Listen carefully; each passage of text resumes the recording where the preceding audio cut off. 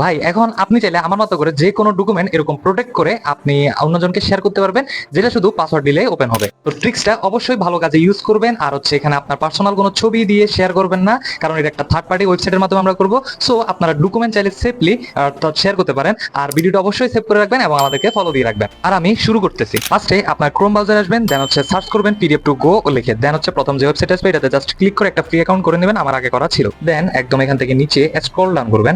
Scroll down করতে করতে নিচে একটা অপশন দেখবেন প্রোটেক্ট পিডিএফ, যেটা চেঞ্জ পেজ সাইজের নিচে আছে, সেটাতে ট্যাপ করবেন।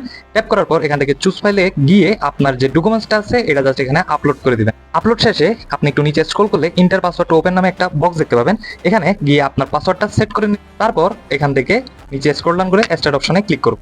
এন্ড আপনার কাজ শেষ। আপনি চাইলে এখানে ডাউনলোড অটো হয়ে গেছে, আপনি চাইলে আবার ডাউনলোড করতে পারেন।